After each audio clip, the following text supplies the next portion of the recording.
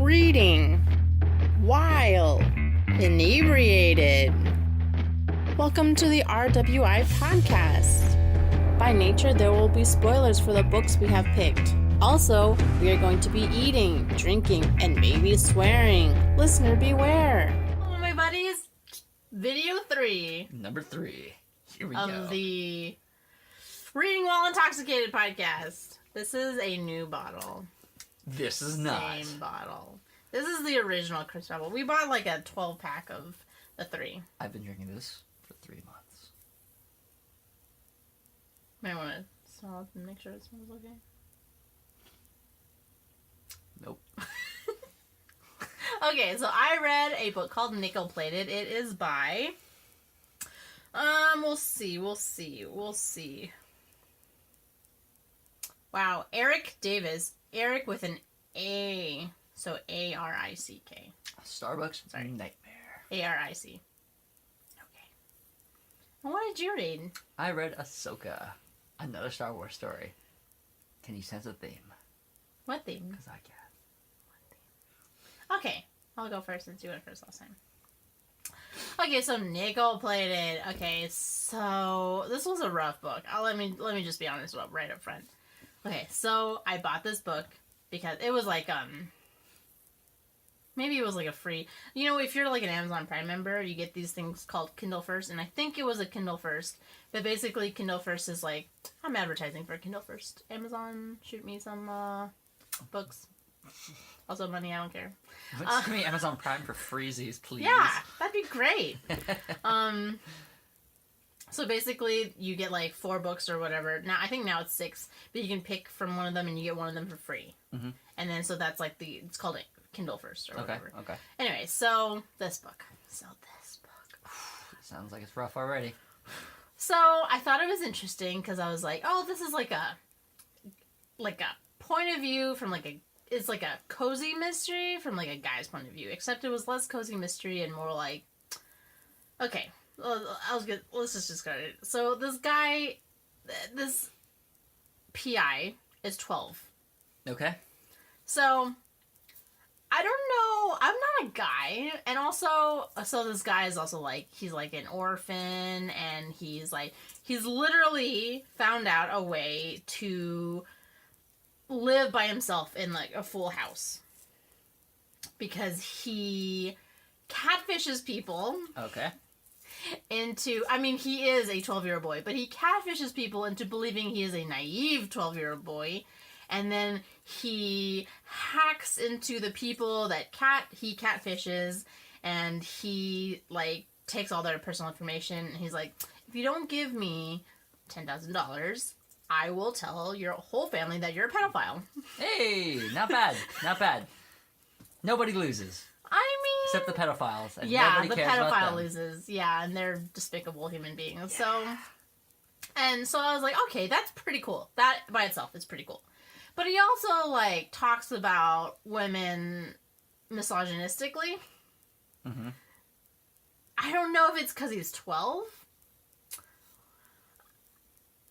So, it was hard for me. But he was like, it was just hard because he's like, oh, I'm gonna help, like, this 14-year-old, and she has a great rack. And I was like, are boys thinking about that at 12? I don't know. Yeah. Okay. Yes. Guaranteed. Oh, God. Okay, anyway. So, the story is... It turns on and it never turns off. Just... But... Okay. Unless you're gay, I suppose. That's fair. Yeah. Rack, though? Would you use rack at 12? Anyway. No, you use whatever slang you've heard, I suppose. That's fair. It depends on that. When was the set? It doesn't say. Is it modern day? Yeah. Okay. Anyway. That aside. So, it's very not realistic. Okay. The rest of it. So, he's on a bike. And he has this contact who is a taxi driver. And whenever he calls the taxi driver will just come and pick him up. And no questions. He doesn't even talk to him. Mm-hmm. But he's helping this girl. And I can't remember the girl's name. but she's 14 and she's beautiful and blah blah blah. He loves her, and I mean, attracted to her. Yeah, at 14. I mean, I don't know very many girls at 14 who had a great rack, but that's fine. Mm-hmm. It's not. Yeah. Anyway, so her sister's missing, and she's very worried, and the police aren't doing anything because they can't find any. They just think the sister ran away. Yeah, because the sister's 12 or whatever, and she may have been like 9 or something like that. But the point is, they think she ran away. So they're like, "Oh, we don't have evidence that she was kidnapped. So what are you supposed to do?" And it's like, but it's a child. Yeah, they would be all on top of that. Yeah, like come 100%. on, right? Like, sure. And 9. Yeah, which is 9-year-old, they'd be way harder on top of that. Right? They'd be coming in. Like maybe 15. They could assume like, oh, it just ran away. But right. 9 or 12, they'd be like, well, something happened to him. Come on, so let's go. Yeah. And she was like, the girl was from like a nicer neighborhood than he was, so it was like, like he originally was from a bad neighborhood. Obviously, he's orphaned and found out how to hack people and find out about pedophiles. But it does go into a little bit of his background of like, he was like, might have been in a shitty sex ring once. And so he was like, never again, fuck adults. First of all, he's very upfront about, like, I hate all adults. But so he's trying to help this girl find her sister, and he finds out that she has been kidnapped by pedophiles and are going to sell her. But it's very slow moving. And suddenly, like, when he finds the pedophiles, like, he's pretending that he's like a, what's it called? Like a sex slave. So he's 12, and then they're like, he'll do anything. And then it's like I'm already uncomfortable reading this book. So then he's like, oh, he'll do anything. So, like, they take him, and he's pretending to be, like, passive. And then he, like, attacks them and then throws, like, whatchamacallit? Mace? Yeah, in the car, and then he has, like, a gas mask. Bombs them. Yeah. Okay. And then I'm like, 12. He's 12. He's 12. Yeah. 12-year-olds are like, I don't want to do homework. Yeah, and he doesn't go to school because he's, on his own. Yeah. And it's, I don't know. And he's just like, he talks about how, oh, it's really, like, when I go to the grocery store to buy groceries, I can't just, like, literally just buy the groceries I need. I had to throw in candy because it looks suspicious that a 12-year-old's biting candy. I disagree with that completely. I don't think anybody cares. I don't think those minimum wage people care at all. I wouldn't care. No, I don't remember what people like. I don't remember what I ate for, like, lunch yesterday. Yeah. I'm going to remember that this sketchy kid came in and bought groceries at a grocery store. Yeah, instead of, like... And then, yeah, he's always, like... They're always, like... It keeps going, like... Oh, yeah, if I just went and bought meat and vegetables, they'd give me a funny look. But when I throw a pack of gum, I'm like, oh, yeah. I mean, in a way, that seems more realistic. That's stupid 12-year-old thinking. Right? That's stupid 12-year-old logic, but anyway. Yeah. And then like, he'll, like, joke around with the cashiers where he's like, oh, my dad's been really lazy lately, so I have to do the grocery shopping, but I sneak in a pack of gum. They don't care. Yeah. Ha ha ha. But... And then he just, like, gives the gum away or throws it away because he can't afford dental. Like, I'm just like, you can afford rent on a house, but you don't want to go to the dentist? I mean, dental work is expensive, and he's probably still losing his teeth. But he's just, like, it's just a checkup from now on. Yeah. And he can afford rent on a house. He's blackmailing these people for $10,000. Well, maybe they don't want to go to the dentist. Kids don't like the dentist. Ugh. It's one of those things, I can't afford it. Yeah. I can't afford to go to school. He's also, like, growing pot in his backyard, and then he... dries it in his basement, and then he also has, like, a side gig where he, like, sells pot, or he gives the pot to this, like, high school student who sells it, and then there's, like, this mini emergency where the guy's like, oh no, Nickel, like, they may have caught me, and he's like, just do what I told you, and why would you call? And he's like, he has a strict policy of like no names on the phone. Yeah. And he's like, why would you call me? I told you what the policy was for if you get caught, and then just lay low for like a month, and then like he's like this kid is like a straight ace kid. Yeah. So he's like, it's just rumors that he's selling marijuana. Yeah, and it was just like, I don't know, it's just the whole thing was very unbelievable. Okay, anyway. But it was good. It was a good fine. book. Like, it was fine. If you want, if you like that kind of thing. It's a hard read. Yeah. That's what it sounds like. It was very hard for me. But it got interesting. Like, all the crime stuff got interesting in the end. You like crime stuff. I do like crime stuff. Anyway, it was fine. What about your book? Ahsoka. Again, Star Wars. Again, if you don't like Star Wars, go away. Get out. Nice. Thanks, my Chewie's getting better. It's not. It's getting there.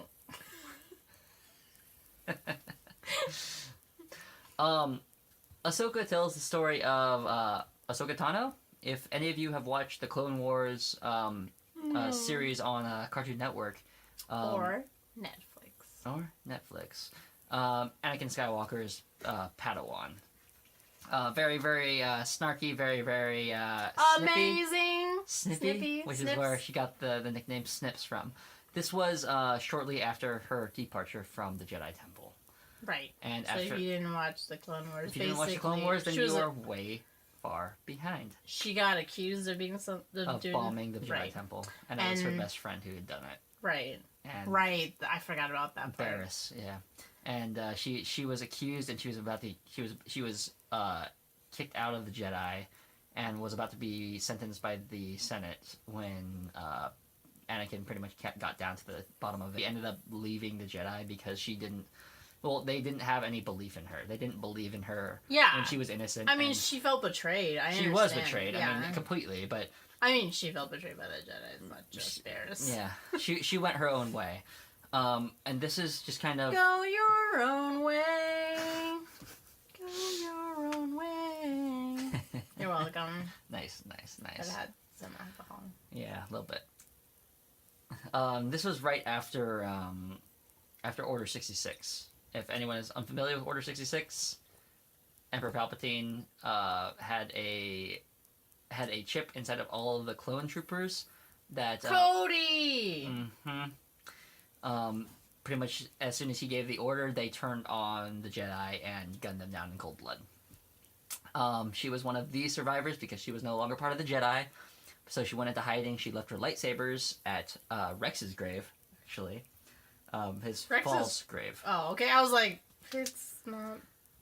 It was essentially Rex's grave, and next to it said, like, here lies, like, Ahsoka Tano, like, and she left her lightsabers in the ground there. Like, you know... Oh, they thought she was dead? Yeah. Well, she left it there to make it look like she had died. So they wouldn't look for her. She took a different name, Ashla, I think it was, and she essentially just went into hiding. This, her story is, like, it's about, like, a small little mining, or a small little farming, planet that she makes her way down to.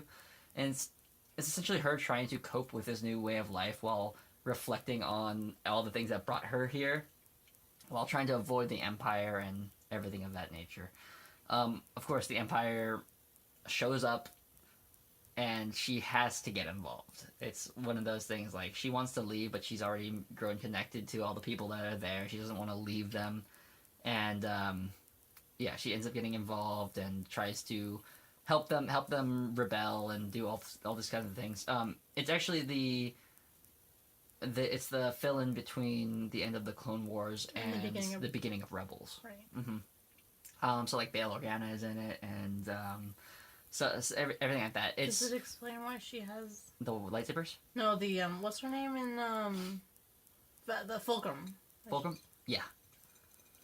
I'm interested. Well, I mean, it's the thing is, it's a lot of it is just focusing around this farming village. Like she says, like, oh, I'm an engineer. I learned from one of the best engineers in the world, or in the galaxy, Anakin.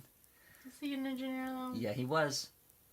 100%. That's all he did. Fair. That's fair. That is all he did. He built R2 and... He built R2, he built C... Oh, no, he built C-3PO.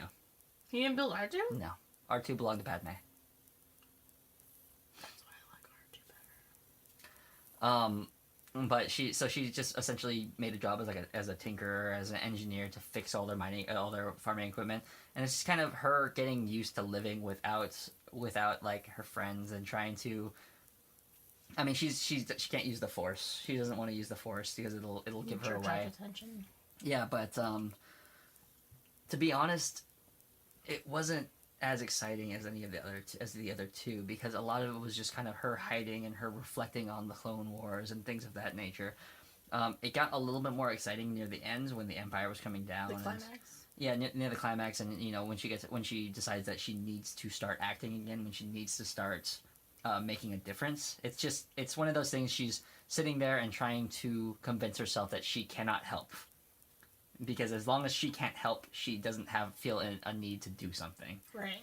But she goes from Ashla to Fulcrum. Yeah.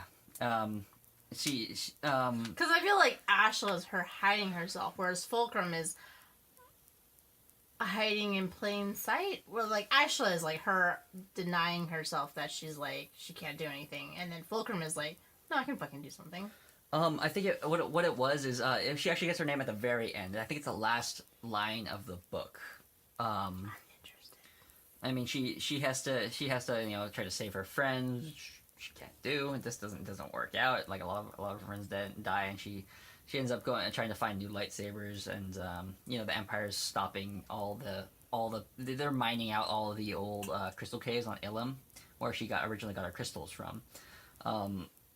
She kind of she opens herself up, reaches through the Force again, and tries to find her crystals, and she feels it calling to her from one of the Inquisitors, actually, on the planet. And it was Inquisitors and Rebels are really scary. Yeah, Inquisitors and Rebels are essentially they are trained by Darth Vader to hunt down Jedi. They are Force sensitive, but they aren't fully trained, so they don't have the full abilities of the Force. They aren't able to really fight with it as effectively as Jedi or Sith are, which is why they have the little spinny blades as well, just because they don't know how to deflect, so they have to use brute force methods. I mean, that's pretty cool, though. The spinning blades. Why was it like Kanan was like, oh, his blade is pretty. Ezra, does your blade do that? Does yours do that? But it actually the thing that I think was the most interesting out of that book was the resonance behind the crystals. The Sith crystals specifically, why all the Sith blades are red is that all the crystals that people find are innately white. They're colorless. I mean, they look blank to you unless you're drawn to them. No, right? they always look blank until you connect with them, and then they draw color from that. The crystals from the Sith blade, they aren't connected to them. They're being used as a tool, as an implement. That's why they're always red. And yeah, it's that the dark side of the Force corrupts the crystal and turns them red. She ends up after like at the climax, she ends up going back and trying to save her friends, and one of the Inquisitors tries to fight her, and she is only a Jedi Padawan at this point, or she was a Jedi Padawan. But it's like night and day. This guy is swinging at her, and he's really strong, but she's just dodging. I mean, she was trained, and he wasn't. Yeah, and she could feel the Force, and much more. Yeah, she's more trained in using it, and she was a veteran of the Clone Wars. Plus, I love Ahsoka. She fought against Ventress. This guy had nothing on her. I love Ahsoka. She ends up she's a cool character. She ends up essentially breaking his lightsaber, getting the crystals, and she purifies them, and then become the white lightsaber she has. The white one. Yeah, Fulcrum has the white sabers. I can't remember that. I'm sure I'll show you a picture after. And I think Bail Organa hears about hears rumors of a Force sensitive who's trying to like rebel, or here's a Jedi, and he thinks it's Obi-Wan at first. So he's super excited, but then he sees a picture of her tendrils, and she's like, I know who that is. That's Ahsoka, and like essentially seeks out to find her. When he does find her, he sends spies and R2 after her. R2. And she jumps out of hyperspace, gets sucked into a tractor beam, And, like, the door opens, the spies come in, and she knocks them both out because she doesn't know who they are. Yeah, and yeah. It's like, I can't get captured. You get you're a frightened animal at that point. You're just fighting out to get. Sees R2's like, oh, shit. Like, oh god, you're good people. But, like, he's, like, almost sentient, right? So. I mean, R2's as close to AI as. As close to AI as possible. So, essentially she's like, listen, I can't come back with you right now. I need to do this, so I deactivated you. And he's like, okay, deactivate. I love R2. And then Bale, like, you know, he gets his spies back, and the spies are like, we didn't see anything. We got knocked out. And R2's just kind of like, I got knocked out. I was deactivated. It was actually one of the funnier moments in the thing where it's like, well, Bale, you know, he was knocked out, but R2 is still thing, and it shows here that he automatically shut himself down. He's like, that bastard droid, like, he was like, I should memory wipe you for this. God, I love R2 so much. But yeah, she ends up meeting up with Bale, and he's like, listen, join our rebellion, and stuff like this, and she says, no, I have to go out and fulfill my calling. I have to go help people where I can. You know, I'm not gonna openly join your rebellion, but I'll be the tipping point. I'll be the one who tells other people where to go. I'll be the fulcrum. The spy. Yeah, and that's where she gets her nickname, the fulcrum. It's very cool. Yeah. I hope there's a second. I guess there wouldn't be a second book because it's just Rebels. Yeah. The book was interesting, but it wasn't as action-packed or as kind of insightful as the other ones. It was literally just a pass-by of this is what happened to her between this period and this period. I mean, I assumed it would have been because you kind of get, like, her past from Clone Wars, and you can't really, like, that'd be bad writing. You just have rehash what someone else has already written. Yeah. And then you can't really, like, fill in. So I guess it's just like this is what happened. And then this is how she became Fulcrum, very briefly.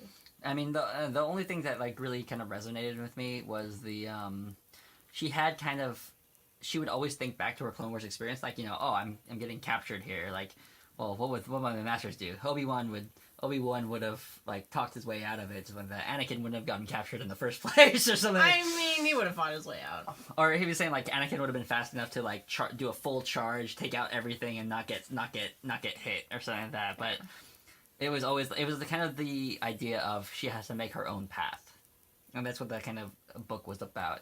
Not as great as Thrawn or Phasma or kind of any of the other Star Wars novels I've read, but it was entertaining. Because it was a very short amount of time. It was only between Clone Wars and Rebels, so you couldn't really, like I said, he couldn't really, or she couldn't really go into the past like as much as Phasma, and, you know, like, they couldn't world build. It was just like the shitty little farming village. I will say the one thing that they did do very well is they showed what the Empire does to other planets and how they destabilize them. Like, they essentially came down to the planet. This guy is such an Empire lover. I mean, yeah, I like the dark side myself. They have a lot. I like the. No. I really like the way that they built the way that they build and the kind of the hierarchy that they have. I really like Thrawn, but essentially they took over the. Taylor's evil. A little bit.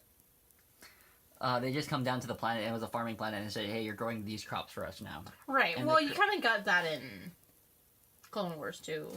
A little bit. Specifically these ones, though, are like, they were special plants that, like, drew all the nutrients out of the soil. So they essentially left it barren.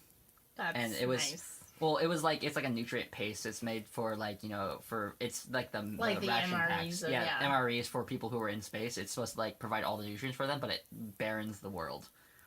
And essentially, the Empire don't give a shit. They do that, and they're like, okay, dirty bye. bastards. Yeah, but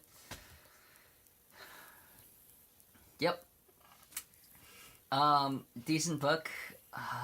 I wouldn't recommend it over Phasma or Thrawn, but I mean, if you really like Ahsoka, it's a pretty good kind of stepping stone to where she gets to in Rebels.